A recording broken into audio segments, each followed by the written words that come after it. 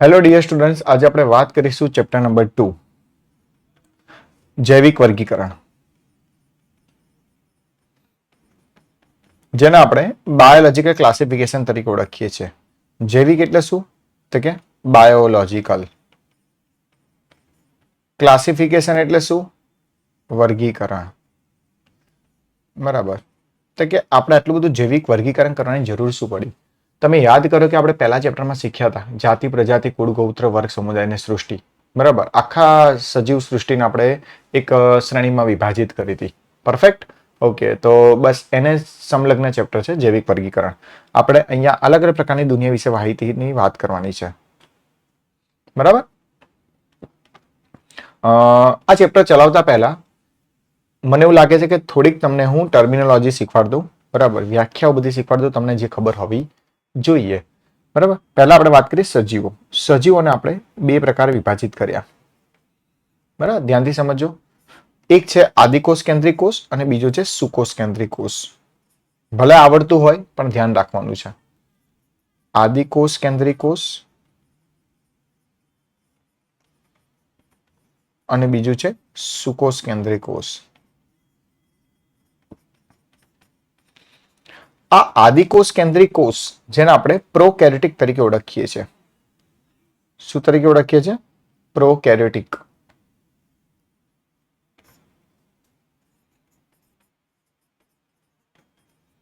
સુકોષ કેન્દ્રિક કોષને આપણે યુકેરિયોટિક તરીકે ઓળખીએ છીએ. જ્યારે જ્યારે હું એવું લખું કેરિયોસ એટલે તમારે સમજી લેવાનું કે સર વાત કરી રહ્યા છે ન્યુક્લિયસની. કેરિયોસ ફોર ન્યુક્લિયસ કોષ કેન્દ્રની વાત કરી રહ્યા છે. જ્યારે જ્યારે હું સાઇટોસ શબ્દ બોલું, સર વાત કરી રહ્યા છે સેલની, કોષની વાત કરી રહ્યા છે. બરાબર. એટલે તમે ધ્યાનથી દેખો, સજીવનું જે વર્ગીકરણ કર્યું એ આપણે બે ભાગમાં વિભાજિત કર્યું. દુનિયામાં બે પ્રકારના સજીવ હોય જેની પાસે કોષ કેન્દ્ર નથી. પ્રો કેરિયોટિક. બરાબર. પ્રો એટલે આપણે વાત કરીએ કે false nucleus. You no meaning થાય ટ્રુ, કારણ કે ટ્રુ. કેરિયર્સ નો મિનિંગ થાય ન્યુક્લિયસ, જેની પાસે સાચું કોષ કેન્દ્ર છે, જેની પાસે સુવિકસિત કોષ કેન્દ્ર છે. જેની પાસે કોષ કેન્દ્ર નથી, આદિકોષ કેન્દ્રિક કોષ, જેની પાસે સુવિકસિત કોષ કેન્દ્ર છે જેને કહેવાય સુકોષ કેન્દ્રિક કોષ. બરાબર, અથવા યુકેરિયોટિક. આદિકોષ કેન્દ્રિક કોષની અંદર વાત કરીશું આપણે એક્ઝામ્પલ તરીકે બેક્ટેરિયાની. બરાબર. જેટલા બી બેક્ટેરિયા છે ને એની સૃષ્ટિનું નામ આપેલું છે સાયન્ટિસ્ટે. એ સૃષ્ટિનું નામ છે મોનેરા સૃષ્ટિ. આપણે કહીએ કે મોનેરા સૃષ્ટિ છે તો સમજી લેવાનું એની અંદર કયા સભ્યો હશે? બેક્ટેરિયાના સભ્યો હશે. બીજી હું વાત કરું કે એની પાસે માઇકોપ્લાઝમા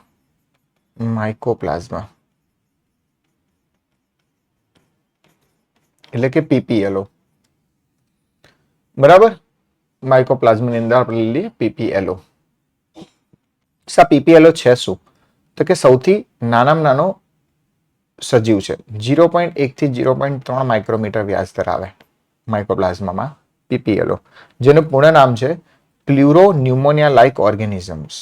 પ્લ્યુરો ન્યુમોનિયા લાઇક ઓર્ગેનિઝમ્સ. બરાબર. પરફેક્ટ. બેક્ટેરિયા અને માઇકોપ્લાઝમ જેવા કે પીપીએલઓ નો સમાવેશ થાય છે આદિકોષ કેન્દ્રિક કોષમાં. હવે આપણે વાત કરીએ યુકેરિયોટિકની અંદર. બરાબર. આ જેટલા બી આદિકોષ કેન્દ્રિક કોષ છે ને એની અંદર આપણે વાત કરીએ બધા જ એક કોષીય છે.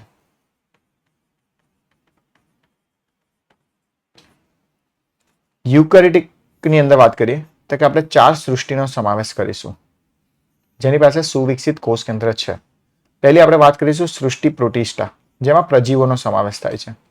સૃષ્ટિ ફૂગ, સૃષ્ટિ વનસ્પતિ અને સૃષ્ટિ પ્રાણી. તો તમને અહીંયા ખબર પડી ગઈ 5 પ્રકારની સૃષ્ટિ થઈ. એક સૃષ્ટિ થઈ મોનેરા, બીજી સૃષ્ટિ થઈ પ્રોટિસ્ટા, ત્રીજી સૃષ્ટિ થઈ ફૂગ, ચોથી થઈ વનસ્પતિ અને પાંચમી થઈ પ્રાણી. પરફેક્ટ. આ જે મોનેરા છે એક કોષીય છે. બરાબર. પ્રોટિસ્ટા છે એ એક કોષીય છે અને બાકીની જે 3 સૃષ્ટિ છે આ બધી સૃષ્ટિની વાત કરી છે. અને આ ત્રણે ત્રણ સૃષ્ટિ છે એ બહુકોષીય છે, અપવાદ હોઈ શકે. બરાબર, એટલે ટોટલ 5 સૃષ્ટિનો અભ્યાસ આપણે આ ચેપ્ટરમાં કરવાના છે. બરાબર, કઈ કઈ સૃષ્ટિ છે? સૃષ્ટિ મોનેરા, સૃષ્ટિ પ્રોટિસ્ટા, સૃષ્ટિ ફૂગ, સૃષ્ટિ વનસ્પતિ અને સૃષ્ટિ પ્રાણી. એમાં એક્ઝામની અંદર તમને ક્વેશ્ચન પૂછાય કે એક કોષીય યુકેરિયોટિક કયું છે? એક કોષીય યુકેરિયોટિક કયું છે? તો જવાબ આવશે પ્રોટિસ્ટા. હું અહીંયા હેશટેગ મારી દઉં છું. બરાબર, ઓકે, પરફેક્ટ. ઓકે, આ થઈ ગયું આદિકોષ કેન્દ્રી, સુકોષ કેન્દ્રી. હવે આપણે વાત કરીએ, દુનિયાની અંદર 2 પ્રકારના સજીવો છે, એક કોષીય અને બહુકોષીય, યુનિસેલ્યુલર અને મલ્ટીસેલ્યુલર.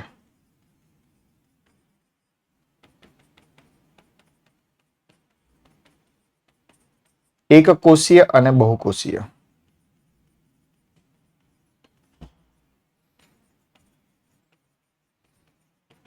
એક કોષીય સજીવમાં આવશે સૃષ્ટિ મોનેરા અને સૃષ્ટિ પ્રોટિસ્ટા.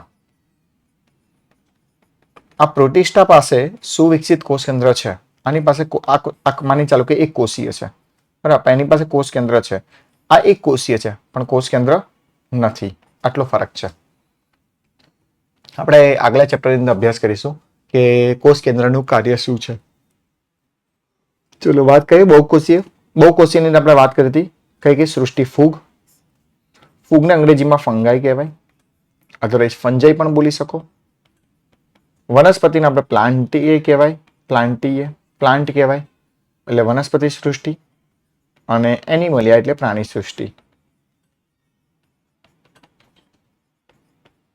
એનિમલિયા એટલે પ્રાણી સૃષ્ટિ. Perfect, okay. એટલે 2 પ્રકારના સજીવો થયા, ઓર્ગેનિઝમ્સ, યુનિસેલ્યુલર એન્ડ મલ્ટીસેલ્યુલર.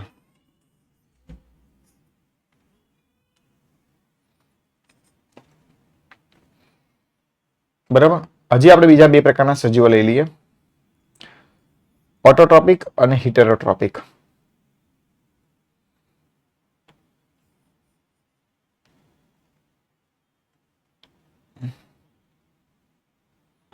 બરાબર,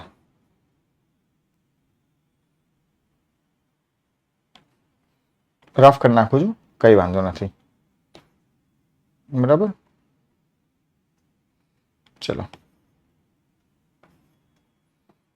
અહીં લખી કાઢીએ એનિમલિયા.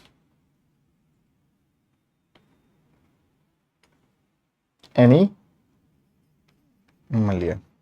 પ્રાણી સૃષ્ટિ. અને અહીંયા હું લખી કાઢું જી, એટલે તમારું પરફેક્ટ નોટ્સ ક્લિયર થઈ જાય. બરાબર, આટલું ક્લિયર થઈ ગયું. હજી આપણે બીજી સૃષ્ટિની વાત કરીએ ડિટેલમાં કે દુનિયામાં ઘણા બધા પ્રકારના સજીવો છે. પોતાનો ખોરાક જાતે બનાવે અને બીજા પર આધાર રાખે. ઘણું બધું સજીવોનું વર્ગીકરણ કરેલું છે, એક કોષીય, બહુકોષીય, સુકોષ કેન્દ્રિક કોષ, આદિકોષ કેન્દ્રિક કોષ. બીજા સજીવોની વાત કરીએ તો કે એની અંદર આપણે દેખીએ તો કે સ્વયંપોષી અને વિષમપોષી અથવા પરપોષી.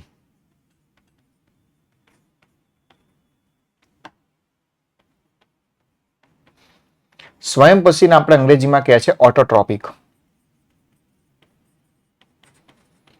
વિષમપોષીને આપણે કહીએ છીએ હિટેરોટ્રોપિક.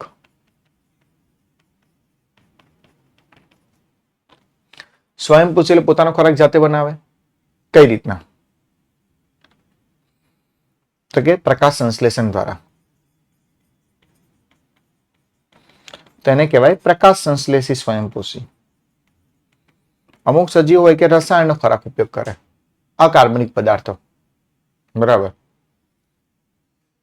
તો એને કહેવાય રસાયણ સંશ્લેષી સ્વયંપોષી. રસાયણ સંશ્લેષી સ્વયંપોષી. આને કહેવાય ફોટો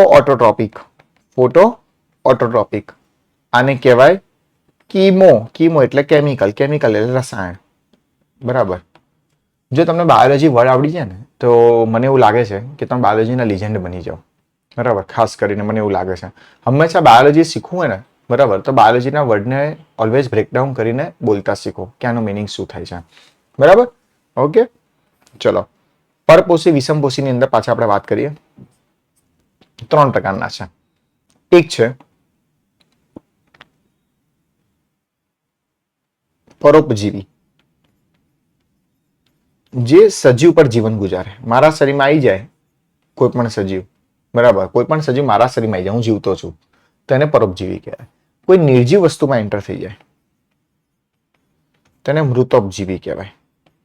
મૃતોપજીવી. અને કોઈ વસ્તુનું વિઘટન કરે, મરેલા પ્રાણીનું વિઘટન કરી નાખે, એકદમ કોમ્પ્લેક્સ મોલિક્યુલને સિમ્પલેસ્ટ મોલિક્યુલની અંદર બ્રેકડાઉન કરે, બરાબર, તેને વિઘટક કહેવાય. બરાબર, ઓકે. અંગ્રેજી લખી કાઢી. મૃતોપજીવીને આપણે કહેવાય પરોપજીવી. મૃતોપજીવી પરોપજીવીને એનું લખી કાઢીએ. પરોપજીવીને આપણે પેરાસાઇટિક કહેવાય. પેરાસાઇટિક ઓર્ગેનિઝમ્સ, આ બધા બીજા ઉપર જીવન ગુજારે. મૃતોપજીવીને આપણે કહેવાય સેપ્રોફાઇટિક, અને વિઘટકને આપણે કહેવાય ડીકમ્પોઝર.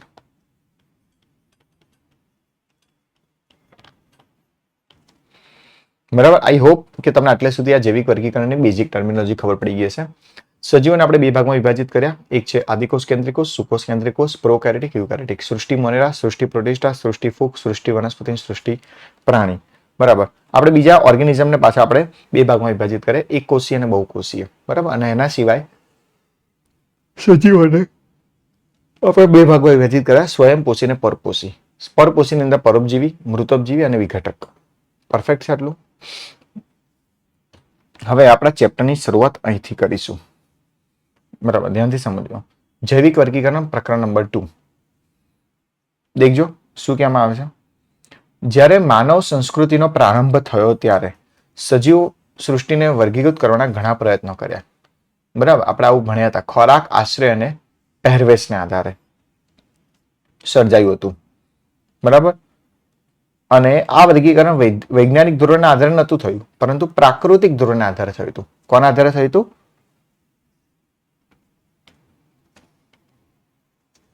પ્રાકૃતિક ધોરણને આધારે થયું હતું. બરાબર, ઓકે. આટલું ક્લિયર થઈ ગયું. જ્યારે માનવ સંસ્કૃતિનો પ્રારંભ થયો ત્યારે કેવી રીતના થયું? તો આપણે લખી કાઢીએ. જ્યારે માનવ સંસ્કૃતિનો પ્રારંભ થયો ત્યારે માનવ સંસ્કૃતિનો પ્રારંભ થયો ત્યારે વર્ગીકરણ પ્રાકૃતિકને આધારે થયું હતું, નહીં કે વૈજ્ઞાનિક ધોરણને આધારે. કોઈ પુરાવા નહોતા. બરાબર. ખોરાક, આશ્રય અને પહેરવેશ. ખોરાક, આશ્રય અને પહેરવેશ. કોઈ ડાઉટ? ચલો, એના પછી બીજો વૈજ્ઞાનિક આવ્યો એરિસ્ટોટલ. એણે કીધું કે મેં દુનિયાને 2 ભાગમાં વિભાજિત કરી છે. બરાબર, આ એરિસ્ટોટલ છે. એણે કીધું વનસ્પતિને મેં 2 ભાગમાં વિભાજિત કરી, હર્બ, શ્રબ અને ટ્રીઝ, વૃક્ષ, સૂપ અને છોડ. બરાબર. જ્યારે પ્રાણીને મેં 2 ભાગમાં વિભાજિત કર્યા, એક મેં કર્યા લાલ રુધિર વાળા અને બીજા કર્યા લાલ રુધિર વગરના. બરાબર. એટલે એરિસ્ટોટલે કીધું કે મેં દુનિયાને 2 ભાગમાં વિભાજિત તો કરી નાખી, પણ વનસ્પતિને પાછું 3 ભાગ. વનસ્પતિ અને એને સૌપ્રથમ અટેમ્પ્ટ કરવાના પ્રયત્ન કર્યા. એરિસ્ટોટલે વર્ગીકરણ નથી કર્યું, બરાબર. He was A attempt the classification. બરાબર. વનસ્પતિને 3 ભાગમાં વિભાજિત કરી, વૃક્ષ, સૂપ અને છોડ.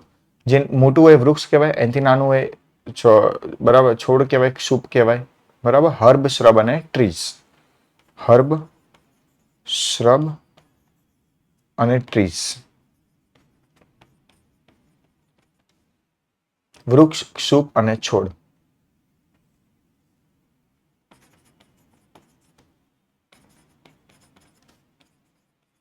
પ્રાણીને મેં 2 ભાગમાં વિભાજિત કર્યા, એક છે લાલ રુધિર વાળા અને લાલ રુધિર વગરના. લાલ રુધિર વાળા અને લાલ રુધિર વગરના. જો એનસીઆરટીમાં છે ને બેઝિક ટર્મિનોલોજી આવું લખ્યું છે. લાલ રુધિર વાળા અને લાલ રુધિર વગરના એટલે કયા? તો લાલ રુધિર વગરનાને આપણે વાદળી રુધિર કહી શકીએ. જેને લાલ રુધિર છે એને આપણે કહીશું ઇનેમા. શું કહેવામાં આવે? ઇનેમા. લાલ રુધિર વગરના છે ને એને આપણે કહીશું અનીમા. શું કહેવાય? અનીમા. બરાબર. લાલ રુધિર કોનું હોય? તો કે સસ્તનોનું. બરાબર. વાદળી રુધિર કોનું હોય? જેલીફિશ, સેલફિશનું. તમે કિંગ ક્રેબ દેખ્યો છે? તો હું તમને બતાડું. હોર્સ શ્રુ. બરાબર. આનું જે રુધિર છે ને વાદળી રુધિર છે. કેવું રુધિર છે? Blue blood. બરાબર. અને એની અંદર કોપર હોય. લાલ રુધિર હોય ને એની અંદર હિમોગ્લોબિન હોય, આની અંદર હિમોસાઇનિન હોય. જો આખું આ બ્લુ બ્લડ છે. બરાબર. આનો ઉપયોગ થાય છે કેન્સરની ટ્રીટમેન્ટ માટે. પરફેક્ટ. આ દેખાય તમને બ્લુ કલરનું બ્લડ? ઓકે. આનો ફોટો મૂકવો તો મૂકી દઈએ આપણે, એટલે તમને ખબર પડે. તો માટે આઈડિયા બેઝિક રહે. બરાબર. તો એરિસ્ટોટલે સૌપ્રથમ અટેમ્પ્ટ કરવાના પ્રયત્ન કર્યા. તો અહીંયા આપણે દેખી લઈએ. ચલો. એરિસ્ટોટલે વર્ગીકરણ માટે વધુ વૈજ્ઞાનિક ધોરણે પ્રયત્ન કરવાના ઘણા અહેવાલ હતા. આ આધારે વૈજ્ઞાનિક આધાર લઈ એરિસ્ટોટલે સૌપ્રથમ સજીવને વર્ગીકૃત કરવાના ઘણા પ્રયત્નો કર્યા. તેમણે માત્ર બાહ્યાકાર રચનાના લક્ષણોનો ઉપયોગ કરી ને વનસ્પતિને છોડ, ક્ષુપ અને વૃક્ષ એમ 3 જૂથમાં વિભાજિત કરી અને પ્રાણીઓને 2 જૂથમાં વિભાજિત કર્યા. એક કે જે લાલ રુધિર ધરાવે છે અને બીજું કે જે ધરાવતા નથી. એટલે અહીંયા તમારે એનસીઈઆરટીમાં એડ કરી નાખવાનું. લાલ રુધિર ધરાવે છે એટલે શું? લાલ રુધિર ધરાવે છે એટલે આપણે અહીંયા લખી કાઢીએ. બરાબર. જેમાં હિમોગ્લોબિન હશે, જેને આપણે ઇનેમા કહીએ છીએ. અને બીજા કે જે ધરાવતા નથી એને આપણે અનેમા કહીએ છીએ.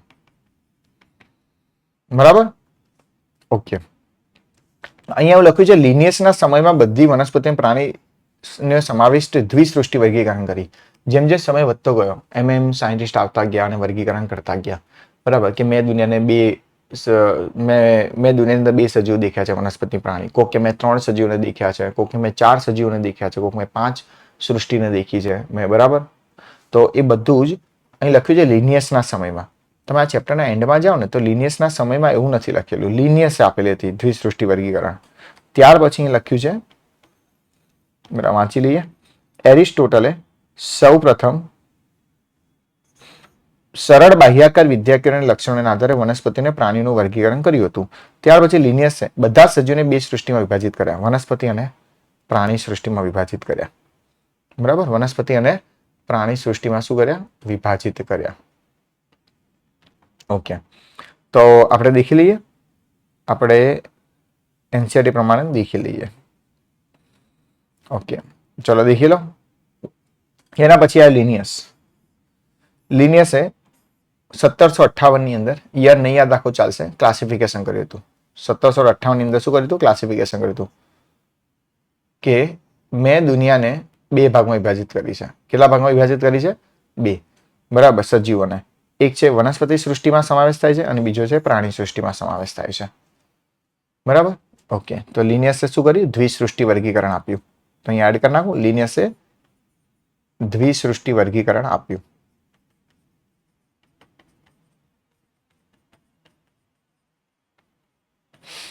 એના પછી આપણે લઈ લઈએ. બરાબર. 3 સૃષ્ટિ, ત્રિસૃષ્ટિ વર્ગીકરણ એ અર્નેસ્ટ હકલે આપ્યું હતું. કોણ આપ્યું હતું? અર્નેસ્ટ હકલે.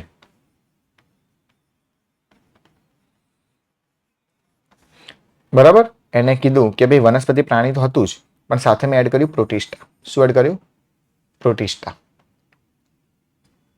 પરફેક્ટ. ઓકે. પછી આવ્યું 4 સૃષ્ટિ વર્ગીકરણ. આ હતું દ્વિસૃષ્ટિ, આ હતું ત્રિસૃષ્ટિ, એવી રીતના આવશે ચતુર્સૃષ્ટિ, પછી આવશે 5 સૃષ્ટિ. જેના 6 સૃષ્ટિ પણ છે. બરાબર. બધા સાયન્ટિસ્ટોએ અલગ અલગ દુનિયાને વિભાજિત કરેલી છે. બરાબર. ચતુર્સૃષ્ટિ વર્ગીકરણ આપ્યું કોપલેન્ડે 1956માં. યર નહીં યાદ રાખવાને એનસીઈઆરટીમાં આપેલું નથી આ બંને, તો નહીં યાદ રાખો ચાલશે. બરાબર. એમાં વનસ્પતિ પ્રાણીને પ્રોટિસ્ટા તો હતું જ, સાથે એડ થઈ ગયું મોનેરા, એટલે બેક્ટેરિયાનો સમાવેશ થઈ ગયો. બરાબર. અને 5 સૃષ્ટિ વર્ગીકરણ વેલ ડેવલપ ક્લાસિફિકેશન છે. બરાબર.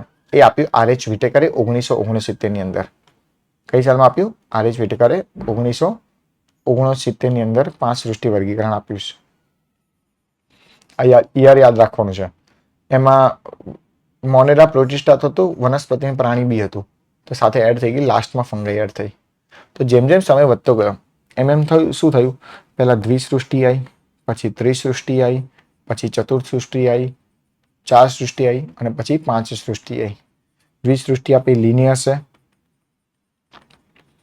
બરાબર 1735માં. ત્રિસૃષ્ટિ યાદ રાખજો 1866માં. અન્નેશ ટકલ નહીં યાદ રાખો તો પણ ચાલશે.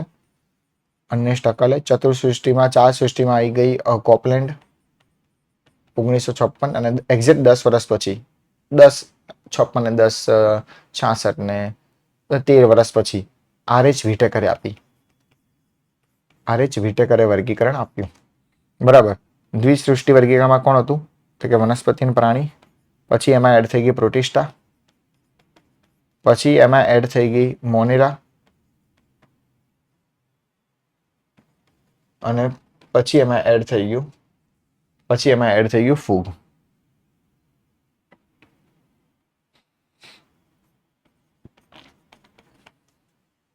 પરફેક્ટ.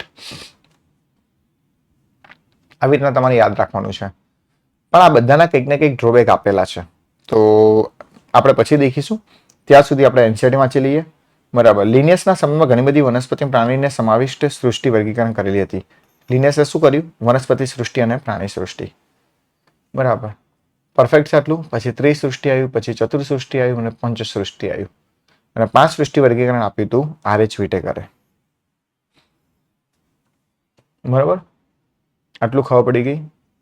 પણ લિનિયસને એ ખબર નથી પડતી કે ભાઈ વનસ્પતિ સૃષ્ટિમાં શું કરીએ અને પ્રાણી સૃષ્ટિમાં શું કરીએ.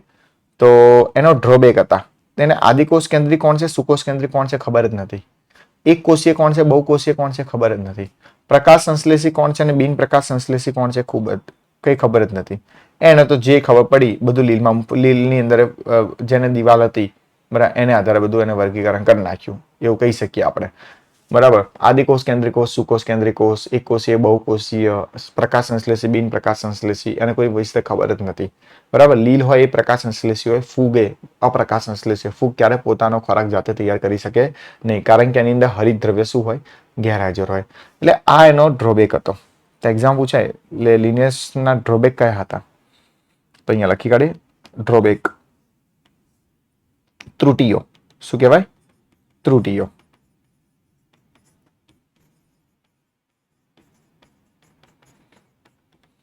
એને પોતાને નથી ખબર એક કોષીય કોણ છે, બહુકોષીય કોણ છે, યુનિસેલ્યુલર કોણ છે, મલ્ટીસેલ્યુલર કોણ છે ખબર જ નથી.